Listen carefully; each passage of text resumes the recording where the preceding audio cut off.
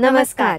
आरोग्यशाहीमध्ये मी वैद्य नमिता आणि मी वैद्य भाग्यश्री आपलं स्वागत करतो. आरोग्यशाहीमधलं शेवटचं अक्षर आहे ह. ह आहे हर्बचा, हिरव्या वनस्पतीचा. केशर म्हटलं की आपल्याला दुधाला केशरी रंग देणारे केशराचे स्ट्रँड डोळ्यासमोर येतात.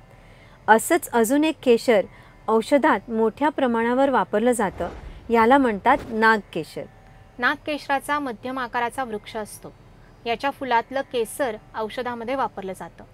खरं नागकेशर खरोखरच फुलातलं पुंकेसर, स्त्री केसर वेगळं केल्याप्रमाणे दिसतं आणि याला सुगंधही अप्रतिम असा असतो. पण सहसा बाजारामध्ये अवेलेबल असणाऱ्या दुय्यम प्रतीचं नागकेशर हे काहीसं लवंगाच्या आकाराचं दिसतं. खऱ्या केशराप्रमाणे खरं नागकेशर किमतीलाही महाग असतं. पण गुण हवा असेल तर असली नागकेशरच वापरायला हवं. पाईल्समुळे ब्लीडिंग होत असेल तर 1 चमचा घरी बनवलेल्या लोण्यात पाव चमचा नागकेशराचं चूर्ण आणि खडीसाखर मिसळून घेण्याने 2-3 दिवसात हमखास गुण येतो. स्त्रियांच्या बाबतीमध्ये अंगावरून पांढरं पाणी जात असेल तर ताज्या गोड ताकामध्ये अर्धा चमचा नागकेशराचं चूर्ण मिसळून घेण्याचा चांगला उपयोग होताना दिसतो.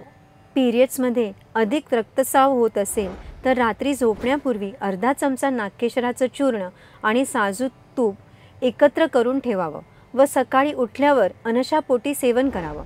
यामुळे रक्तस्राव थांबवण्यास मदत मिळते.